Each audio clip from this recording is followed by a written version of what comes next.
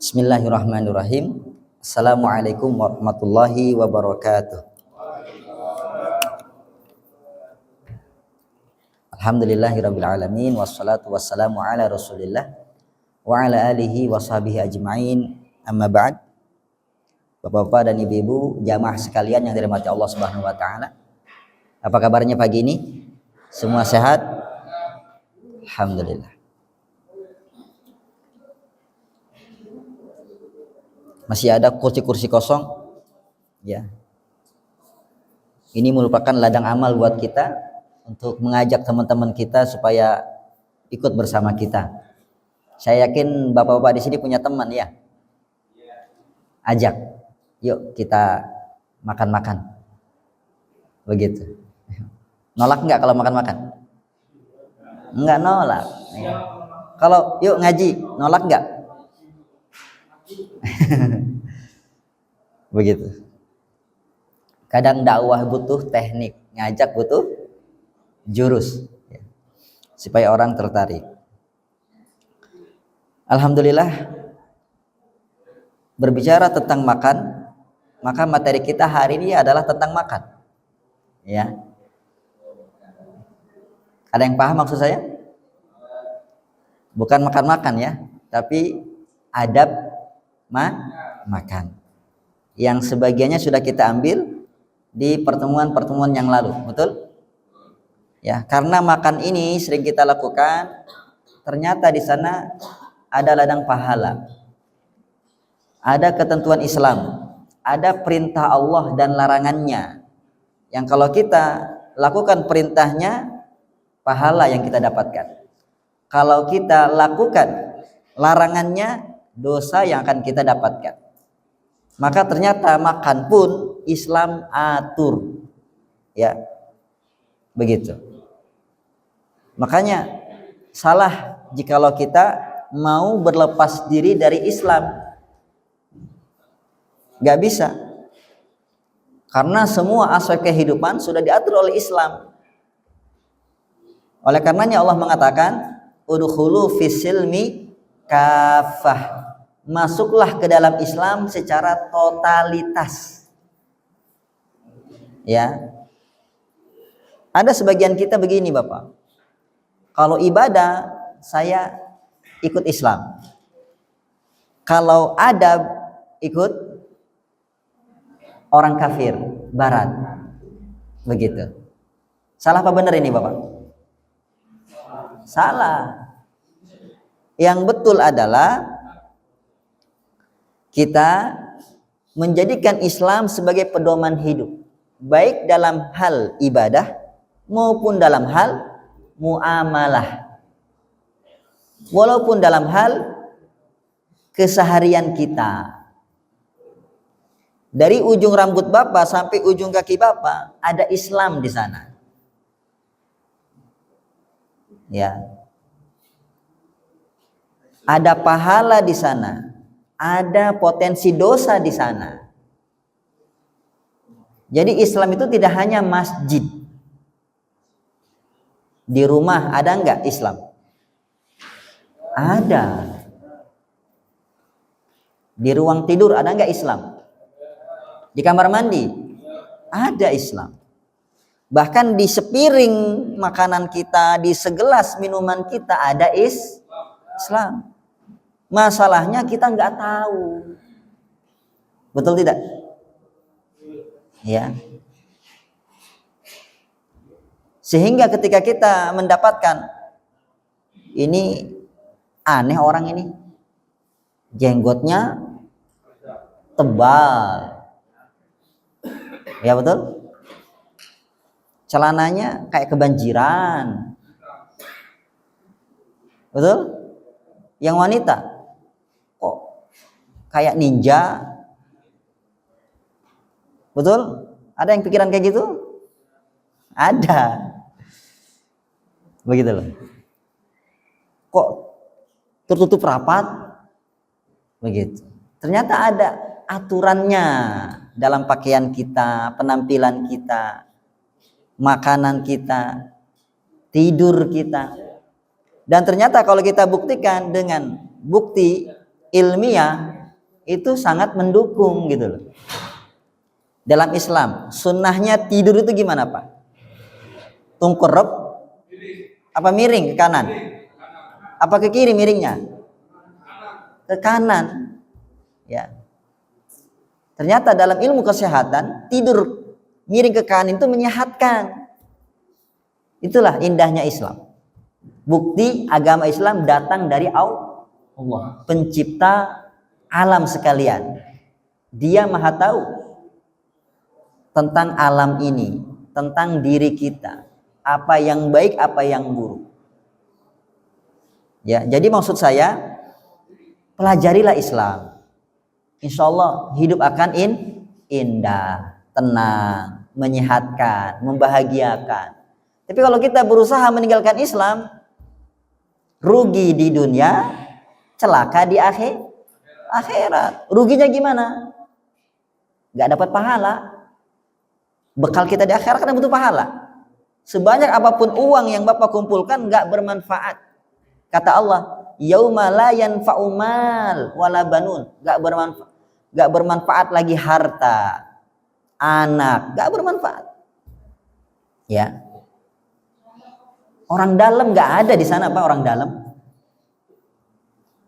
Bahkan kata ya para nabi, nafsi masing-masing. Ketika para pengikutnya minta tolong kepada para nabi, masing-masing. Begitu. Makanya mari kita semangat untuk belajar supaya tahu ternyata ada pahala di segelas kopi yang dihidangkan oleh Pak Sahman. Begitu. Ternyata ada pahala di sepiring makanan yang akan datang sebentar lagi insya Allah.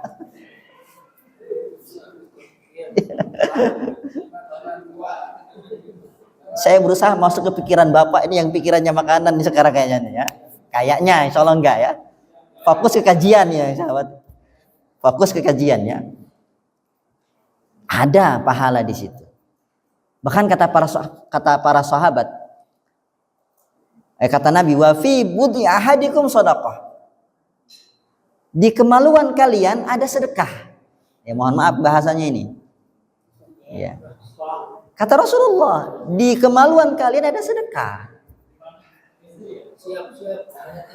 Jangan lihat ke bawah Pak ya. Udah tahu di mana posisinya. Para sahabat bertanya, ya Rasulullah, kita punya syahwat, kemudian berhubungan intim dengan istri, masa dapat pahala katanya. Sahabat pada aneh. Rasulullah enggak mengatakan bodoh kalian, enggak. Nabi menjawab dengan analogi, logika. Apa pendapat kalian jikalau kalian berzina? Dapat dosa enggak? Maka ketika kalian menikah, berhubungan itu dengan istri yang sah, maka kalian dapat pahala. Begitu.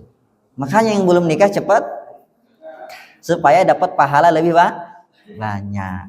Nikmat dunia dapat, nikmat akhirat dapat. Alhamdulillah sudah datang ya. Amin. Syukran. Di sini juga banyak Pak. Kok nggak ada Pak ya, saya lihat Pak ya. Begitu Pak ya. Islam itu kalau kita ilmui, masya Allah, ajarannya indah, ya. Tidak seperti yang orang-orang kafir dan orang-orang munafik gembor-gemborkan. Hati-hati kemakan ucapan mereka. Jadi semakin kita belajar, itu semakin apa? Semakin optimis buat hidup, semakin semangat buat bekerja, semangat untuk beraktivitas. Ternyata setiap yang kita lakukan itu ada ladang pahala. Begitu. Ya. Bapak, tadi saya ngisi pengajian di Ummahat. Saya ajarin mereka supaya apa? Berpenampilan menarik kepada para suami, ya. Kemudian nurut kepada perintah suami, kemudian menjaga kehormatan, menjaga harta suami, begitu. Jadi saya tadi motivasi para ummahat, ya, untuk kebaikan rumah tangga, kebaikan suami dan anak, ya. Jadi di rumah tangga pun diatur dalam Islam. Ya, makanya kalau tadi si istrinya hadir tapi di rumah, ya, nggak berubah, kasih tahu saya, Pak. Ya. Ada yang istrinya ikut kajian di sini? Alhamdulillah. Begitu. Makanya kalau mau jadi istri yang baik, suami yang baik, ngaji. Begitu. Ajak ngaji. Ya, investasi. Saya bilang tadi di sana, dandan Bu, walaupun hitam, minimal jadi hitam manis nantinya. Ya, berpenampilanlah yang menarik Bu, jangan pakai daster tambalan 12. Pakaian dinas, saya bilang. Pakaian seksi. Tingkah laku ibu juga dijaga di hadapan suami, tutur kata juga dijaga. Begitu, ya. Insya Allah suami gak nikah lagi. Karena suami udah menemukan apa yang ada dalam diri ibu sudah komplit. Begitu.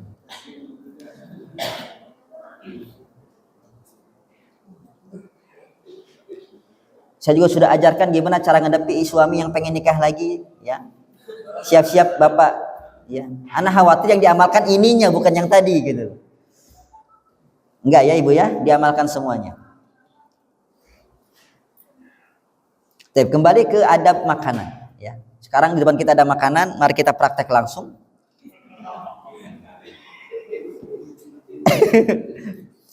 Bukan makannya, Pak. Makan mah nggak perlu di ini. Bapak insya Allah nalurinya makan langsung. Cuma adab-adabnya. Kemarin kita sudah bahas yang pertama apa? Ada yang ingat? Murojaah.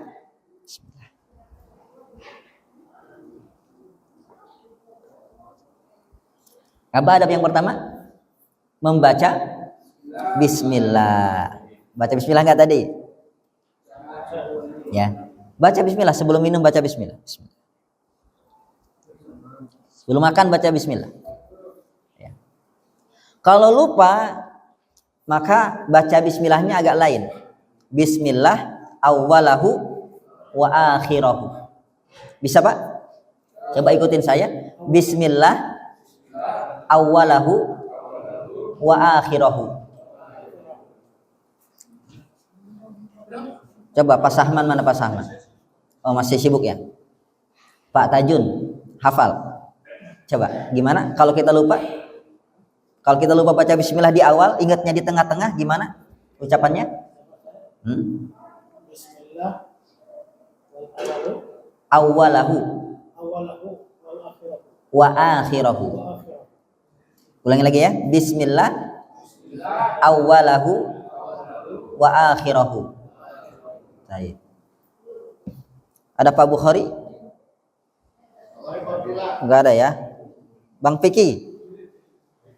Coba bisa Bang Piki? Kalau kita lupa baca Bismillah di awal, kita ingatnya di tengah, gimana bacaannya? Kok malah sembunyi Bang Piki? Fokus dulu ke kajian, Pak. Bismillah. Pak Agus, gimana Pak Agus?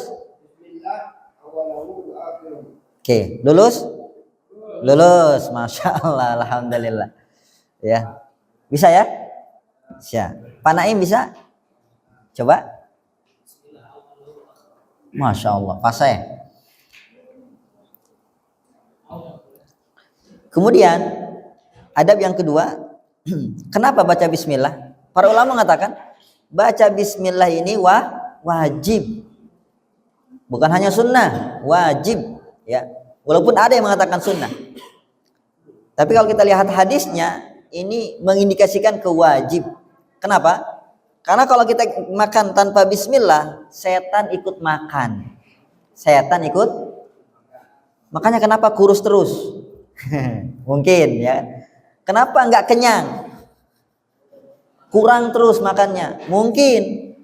Ya, karena itu, ya. Jadi agar makanan kita berkah, ucapkan Bismillah. Ya. Karena Nabi pernah melihat ada sahabatnya yang makan nggak baca Bismillah, kemudian ingatnya di tengah dia baca Bismillah awwalahu wa akhirahu. Rasulullah tersenyum. Para sahabat bertanya, ya Rasulullah, kenapa kau tersenyum? Kata beliau, aku melihat setan makan sama dia karena lupa baca ketika dia baca Bismillah awwalahu wa akhirahu, setan pun muntah. Setan pun muntah. Ya.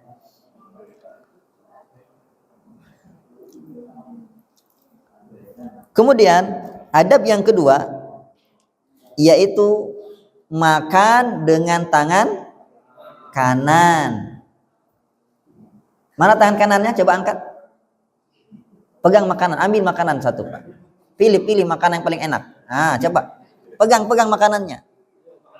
Semuanya. Yang ya, Bapak namanya siapa? Yang pakai topi siapa namanya, Pak? Kayaknya baru lihat saya. Pak siapa? Apa? Oh, Jordan. Saya kira Ronaldo, Bu. Pak Jordan? Masya Allah. Selamat datang, Pak Jordan. Coba angkat makanannya, Pak Jordan. Makanannya mana? Ambil. Tangan kanan. Tangan kanan. Ya. Saya nggak ada ini. Gimana ini panitia ini? Nggak ada makanannya ini. Nggak usah praktek langsung saya. Oh iya, iya ada gelas nih. Enggak bercanda Pak, ya bercanda. Taruh aja di sana Pak ya. Ini kosong, kosong ini. Ya. Jazakallah khairan. Ya. Praktek langsung. Ya. Molen Pak. Ya. Jadi gini, makan pakai tangan kanan. Bismillah ya. Bismillah Pak ya.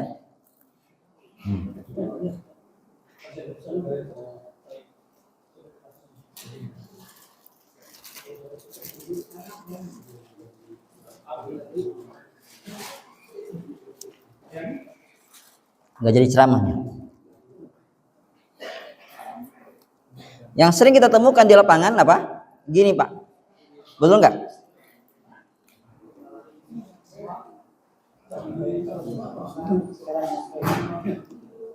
Ini dilarang sama Nabi, dan ini pun hukumnya wajib. Memakai tangan kanan hukumnya artinya kalau pakai tangan kiri dosa. Ya. Kenapa? Lagi-lagi setan. Kata Nabi, karena setan makan dan minum pakai tangan kiri. Kidal tetap harus belajar. Ya. Biasakan.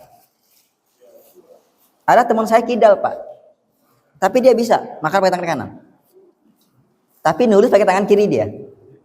Ya, nggak apa-apa, nggak ada larangan nulis pakai tangan kiri, tapi ada larangan makan pakai tangan kiri. Nah, ini jangan Pak ya, ini saya sering lihat nih. Gini diambil, buka, gini ya, mentang-mentang ini yang buka, akhirnya apa? Minum pakai tangan kiri, nggak boleh Pak, haram.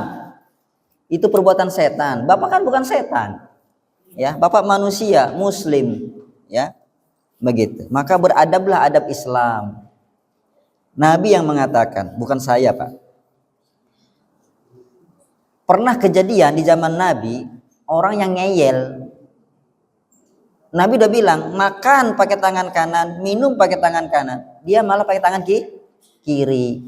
Nabi menegur, pakai tangan kanan. Mohon maaf ya Rasulullah, nggak bisa. Padahal bisa. Ya, cuma ngeyel orangnya. Apa yang terjadi Pak? Ini dalam Sahih Muslim, bukan cerita dongeng khurafat, bukan. Tangannya lumpuh, nggak bisa dipakai. Ya, ngeri Pak ya. Nggak boleh kita menyepelekan syariat Islam. Nggak boleh kita merendahkan, mengejek, ngeyel kepada syariat Islam. Apalagi sampai menjadikan bahan ejekan, nggak boleh. Ya, saya dapat video dan nemu video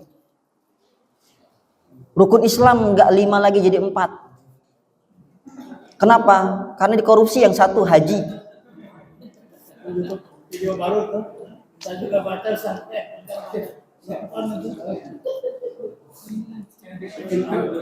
bikin olok-olokan. Nggak boleh Bapak. Rukun Islam berkurang jadi 4. Kenapa? Karena hajinya dikorupsi. Supaya orang nggak boleh. Ya. Sholat Allahu Akbar, goyang-goyang setelah itu. Ya. Nggak boleh. Apalagi contohnya? Coba apalagi contohnya? Apa? Mokel? Buka maksudnya. Iya, dengan bangganya dia. Ada saya lihat juga. Mohon maaf, makan babi bismillah. Makan B2 bismillah. Adab makan, pertama baca bismillah. Bismillah. Kedua pakai tangan kanan. Yang dimakan apa? Maaf, yang dimakan babi kata. Nggak boleh kayak gitu. Ya. Jangan jadikan agama, syariat, sunnah Nabi sebagai ya. Kita bicara nikah misalkan nih, bab nikah atau ngobrol tentang nikah. Ada orang bilang, ngapain bahas selangkangan aja katanya. Bahas selangkang, nggak boleh Pak. Ini tidak hanya haram Pak, tapi bisa menyebabkan orang keluar dari Islam. Apa kata Allah? Abillahi wa ayatihi wa rasulihi kuntum tastahzi'un la ta'tadziru qad kafartum ba'da imanikum. Apakah kepada Allah dan ayat-ayatnya dan rasulnya, ya. Ayat-ayatnya di sini termasuk Quran, syariat-syariatnya.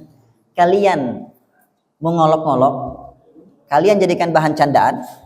La ta'tadziru, jangan kalian minta maaf karena kalian sudah kafir setelah beriman. Kata para ulama, orang yang mengejek syariat Islam atau menjadikan syariat Islam sebagai bahan olok-olokan, bahan candaan, maka menyebabkan orang ini murtad.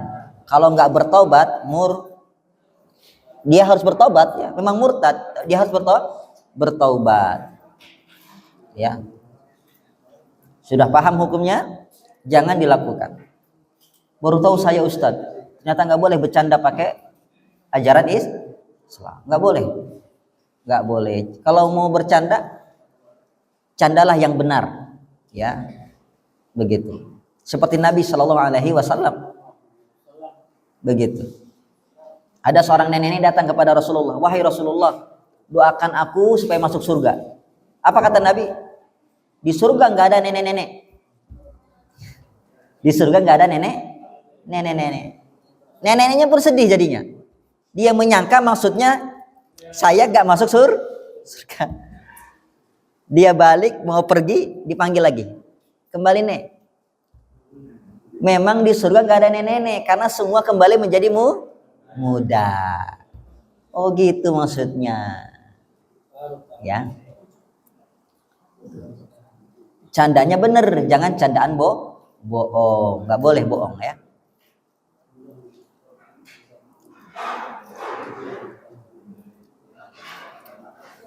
Rasul melaknat orang yang bercanda tapi bohong bahan candaannya. Wailun, celaka bagi orang yang berbicara ya, kemudian berdusta agar orang lain tertawa. Nggak boleh. Paham? Jadi laki-laki ini ngeyel, dia nggak mau melaksanakan perintah Rasulullah tadi. Akhirnya apa? Lumpuh tangannya. Allah musta'an. Ya. Banyak kasusnya Pak seperti itu ya. Ada orang yang juga jadikan bahan ejekan hadis Nabi. Kata Nabi Shallallahu Alaihi Wasallam, kalau kalian tidur ya. Kemudian bangun, jangan masukin tangan kalian ke dalam air langsung. Ya. Tapi cuci dulu tangannya. Karena kalian nggak tahu tadi malam tangan kalian tuh di mana. Ada laki-laki yang nyeletuk. Saya tahu kok di mana tanganku. Kalau saya tidur, sombong, mengingkari syariat, mengingkari perintah Nabi. Apa yang terjadi? Pas malam dia tidur, tangan kanannya masuk ke dalam lubang anusnya dan nggak bisa dicabut. Bisa bayangin lubang anus? Jangan dibayangin lubang anus. Kecil kan Pak? Masuk tangan Pak. Itulah dia bahaya kalau kita apa? Meremehkan hadis-hadis Nabi. Ya. Syarat syariat Islam. Gak boleh kita mengejek. Tadi kayak tadi tuh, ya. Celana kebanjiran, jenggot kayak kambing, bercadar kayak ninja. Nggak boleh. Itu semuanya istihza. Dalam agama Islam dikatakan istihza, mengolok-olok agama, mengolok-olok syariat, begitu ya. Orangnya bisa murtad, kufur. Kemudian yang berikutnya, tadi apa? Adab yang ketiga, yang kedua, makan dengan tangan kanan, jangan dengan tangan kiri. Yang ketiga yaitu makan dari makanan yang paling dekat. Makanan yang paling dekat, ya. Sebagaimana hadis Umar bin Abi Salamah, beliau ini masih muda waktu itu, masih kecil. Kuntu gulaman fi hajri Rasulillah. Dulu aku masih kecil dalam pengurusan Nabi sallallahu alaihi wasallam. Karena beliau anak tiri. Ibunya dinikahi oleh Rasulullah sallallahu alaihi wasallam, Ummu Salamah. Wa kanat jadi tatisu fi sahfah. Dan tanganku gentayangan, ya. Di nampan-nampan. Faqala li Rasulullah, maka Rasulullah berkata kepadaku, ya gulam, wahai ananda, samillah, makanlah dengan membaca bismillah. Wakul biyaminik, makanlah dengan tangan kananmu. Wakul mimma yalik, dan makanlah yang dekat denganmu, ya.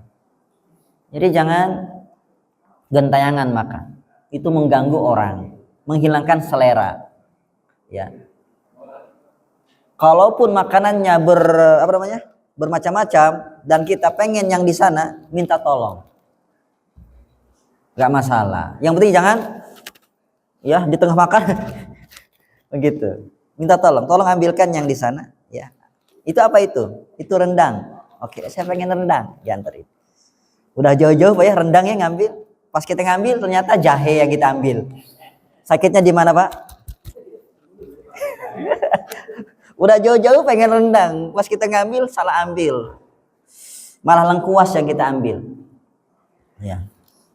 Begitu adab. Sangat menghargai orang lain. Kemudian yang keempat, adab makan, al-aklu min jawanibi qas'ah. Makan dari pinggir yang paling dekat dengan kita. Ini piring Bu ya, Pak ya. Makan dari sini Pak, bukan di sini, bukan di tengah. Tapi dari pinggir yang terdekat dengan kita. Paham? Paham ya? Paham. Kenapa gitu Ustaz? Ada hikmahnya Pak. Ya, kata Nabi sallallahu alaihi wasallam,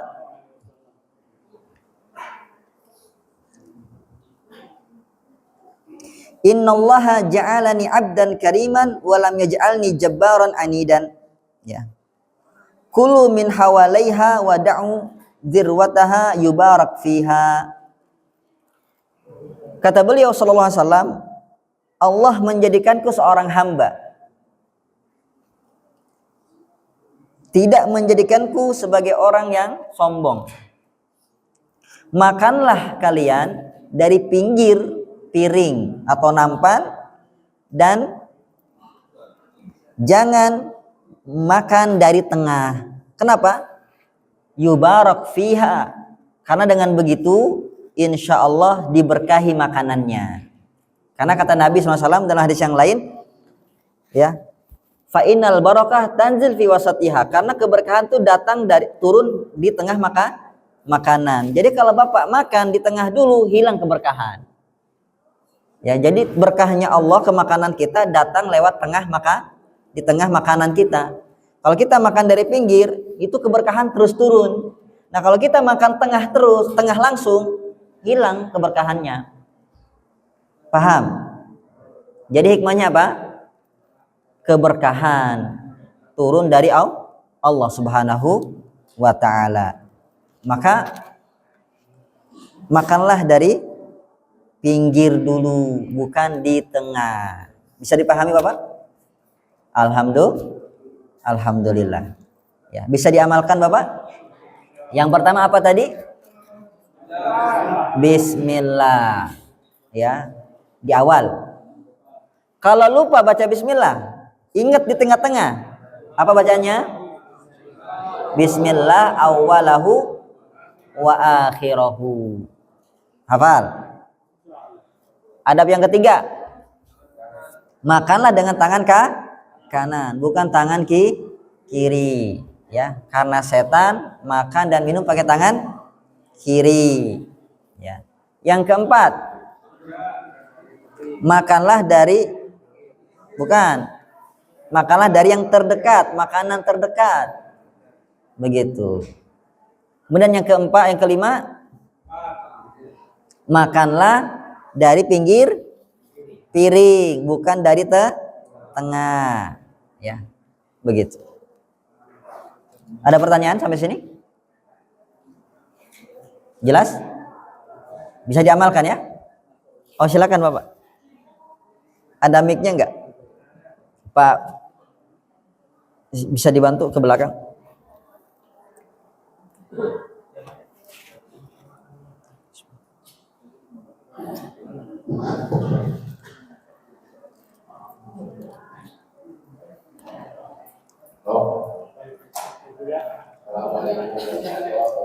Waalaikumsalam warahmatullahi wabarakatuh.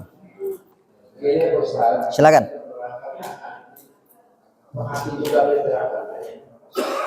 Apa? Nah.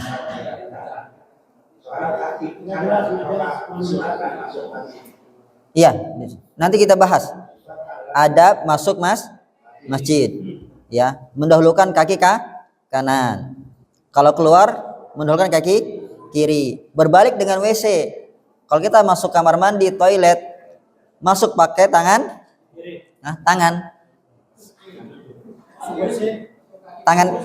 kiri. Tangan kiri. Kaki. Ya, fokus Pak ya.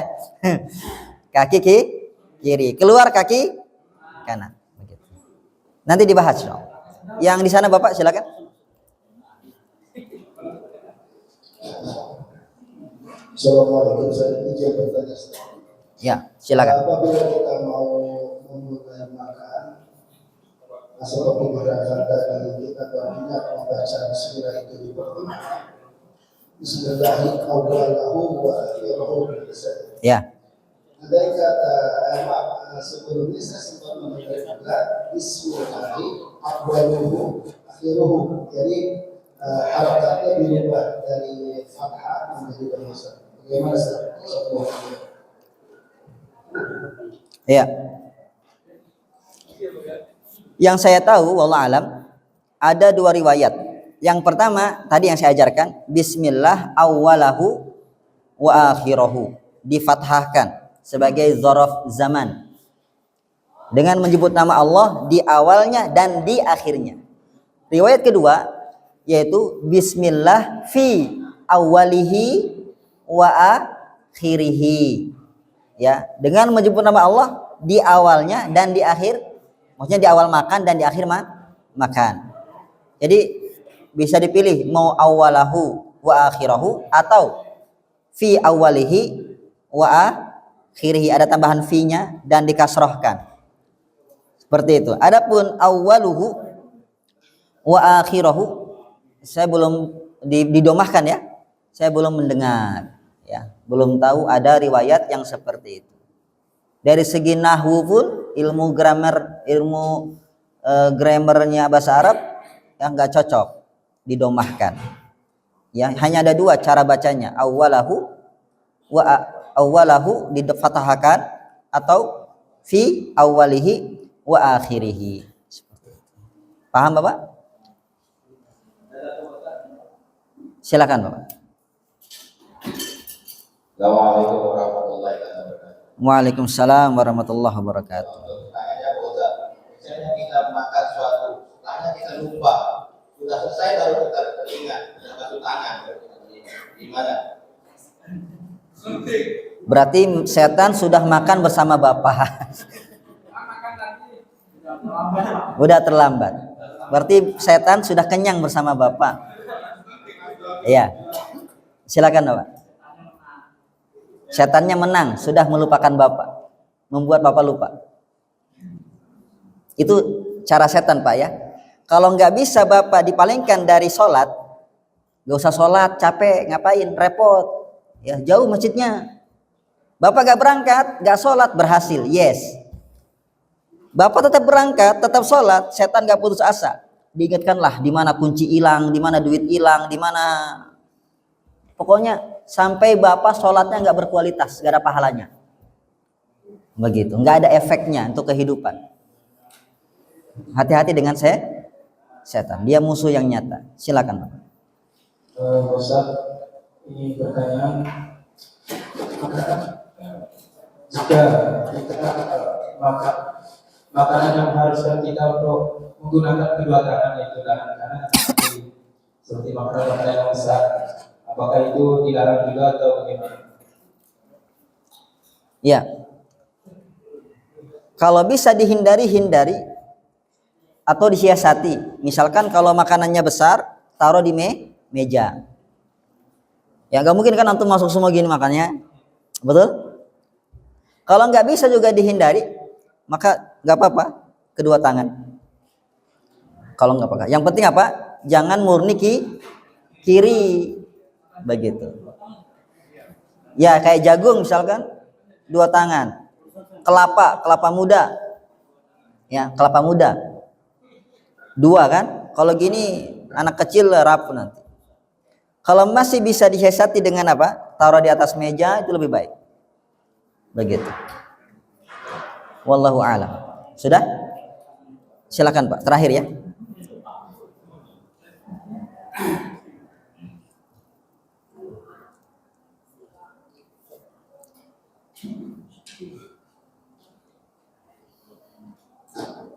Bentar Ustaz, misalkan kita lagi makan, kita tengah makan, kita bersih. Saya diajarkan sama orang tua itu sebelum melanjutkan makan itu harus minum. Nah, apakah itu ada ada sunnahnya itu Ustaz? Iya. Wallahu alam, saya belum nemu hadisnya. Mungkin Ustaz Budi tahu hadisnya itu? Bersin setelah bersin minum. Terus makan lagi. Mungkin dari segi kesehatan aja Pak. Ya. Ya, mungkin takutnya keselak atau gimana gitu. Minum. Ya, mungkin itu. Kalau dari segi kesunahan.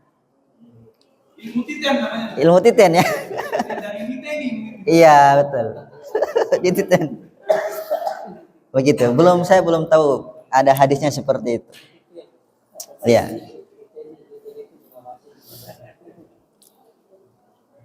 Nanti ada juga adab bersin dan ada pahala di sana. Bahkan ada ulama namanya Abu Daud ya. Beliau ulama hadis, pengarang Sunan Abu Daud. Dia sudah naik pesawat, kayak ada pesawat zaman dulu ya. Dia sedang di dermaga. Dan ada orang di kapal, sudah jalan kapalnya, bersin. Hacin. alhamdulillah. Kan sunnahnya baca alhamdulillah.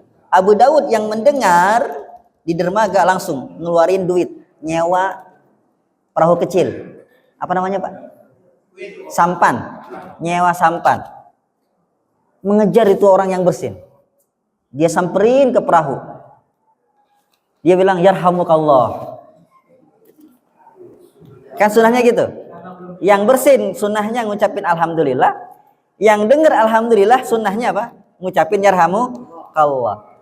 Sunnahnya lagi yang bersin kalau dia ada mendengar ucapan alhamdulillah yarhamukallah, dia sunnahnya apa? Ngucapin yahdikumullah wa yuslihu balak. Ditanya, wahai Abu Daud, ngapain repot-repot? Nyewa kapal itu uang itu pakai duit, real itu ya. Wah, gimana ini Ustadz Budi? Ada guru kita sudah datang ini. Sampai mana itu tadi? Abu Daud. Abu Daud. Ditanya, kenapa kok sampai segitunya, kata seseorang, mungkin muridnya atau siapa. Apa kata Abu Daud? Siapa tahu doa orang ini mustajab. Paham? Karena yang dibaca orang ini ketika kita ucapin yarhamukallah, apa doanya? Yahdikumullah wa yuslihu. Apa artinya, Pak? Semoga Allah memberikanmu hidayah dan memperbaiki keadaanmu. Ini kan doa, dua pula doanya. Kita doakan dia cuma sekali, yarhamukallah. Semoga Allah merahmatimu. Dia balikin doa kita dengan dua, Pak. Yahdikumullah wa yuslihu balakum. Semoga Allah memberimu hidayah, semoga Allah memperbaiki keadaan. Kita nggak tahu doa siapa yang mustajab. Mungkin dianya doa mustajab. Keren, Pak. Itulah kalau tahu ilmunya. Panen pahala, panen kebaikan, keberkahan, kebahagiaan. Amin. Sama. Islah itu masdar, yuslih itu fi'il mudhari. Wa yuslihu balak. Afwan. Mohon maaf Bapak, ini ada satu soal.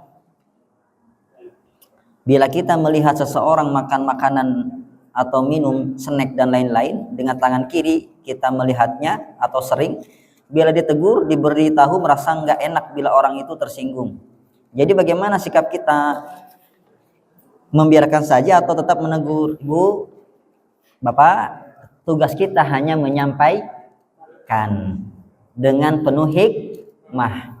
Terkadang orang tidak menerima nasihat kita karena cara kita yang salah. Bukan salah orangnya, kitanya yang salah. Cuma ada juga orang yang susah dikasih tahu.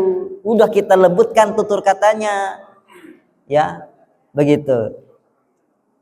Tetap aja dia tersungging. Ya, makanya kalau udah seperti ini apa, Pak? Tersinggung. Salah, Pak ya? Mohon maaf. Berarti saya manusia, Pak, bukan malaikat. Jadi tugas kita hanya menyampaikan. Apa kata Allah kepada nabinya? Inna ma'alaikal balag. Kewajiban wahai Muhammad hanya menyampaikan. Saya tanya, apakah Abu Thalib beriman? Abu Thalib, pamannya Nabi, apakah beriman? Tidak, pamannya padahal. Abu Lahab, apakah beriman? Tidak. Ya, Hamzah, apakah beriman? Beriman. Pamannya juga. Jadi dua-dua paman, tapi ada yang beriman dan nggak beriman. Begitu loh. Ini bukti hidayah milik Allah. Tugas kita hanya ya. Tadi ayatnya pegang, in alaika illal balag. Tugasmu wahai Muhammad hanya menyampaikan. Adapun hidayah itu urusan Allah. Cuma cara menyampaikan ini ya harus dengan hikmah. Ya, hikmah, lemah lembut. Ya. Jangan dengan kasar. Setan. Oh. Loh kok setan? Iya, makan pakai tangan kiri. Apa enggak marah? Ya, mohon maaf, Ibu makan pakai tangan kiri. Ya. Kata Nabi kita, makanlah pakai tangan kanan. Karena setan makan pakai tangan kiri. Kita jangan meniru setan. Beda kan Pak ya hasilnya, cara penyampaiannya. Ya, begitu. Jangan, setan, maka tangan kanan. Ya, setan tuh pakai tangan kiri. Kalau ibu pakai tangan kiri berarti ibu setan. Gak seperti itu. Apa enggak marah orangnya? Marah. Barakallahu fikum, jazakumullahu khairan. Intinya jangan dibiarkan, Pak. Jangan dibiarkan. Ya. Kemungkaran kata Nabi itu diubah. Kalau enggak dengan kekuatan, ya, anak kita, adik kita, istri kita itu pakai kekuatan. Ya, atau dengan lisan. Teman kita, saudara kita, orang tua kita itu dengan lisan. Kalau nggak bisa maka dengan hati, ya. Jangan di situ, pergi. Ya. Itu dia dengan hati. Terakhir. Itu seandainya makanan hasil curi kan, apa hasil turun itu gimana? Jangan dimakan Pak kalau itu mah. Bukan lagi bismillah, jangan dimakan.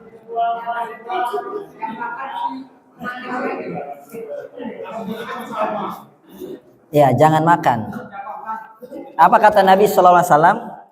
Kata Nabi kita memberikan petunjuk bagi mereka yang mengambil harta orang dengan cara yang batil. Alal yadi an yarudda an tarudda ma ta'khudhuhu. Kewajiban tangan yang mengambil harta orang lain adalah mengembalikannya. Bukan menikmatinya, memakannya, menggunakannya, bukan. Ya, nggak boleh. Harus taubat, dan taubatnya dengan mengembalikan harta tersebut, termasuk makanan. Tapi sudah dimakan Ustaz, diganti. Tapi nggak ada makanan itu di sini Ustaz. Diganti harganya. Begitu, datangi dia. Paham Bapak? Bukan dengan baca bismillah ya. Tapi dibalikin. Kenapa? Yang punya itu makan. Itu bukan curian berarti. Kita punya ayamnya, kita potong, baru kita makan sama-sama. Sama dikembalikan Pak. Bukan dinikmati. Barakallahu fikum, jazakumullahu khairan. Assalamualaikum warahmatullahi wabarakatuh.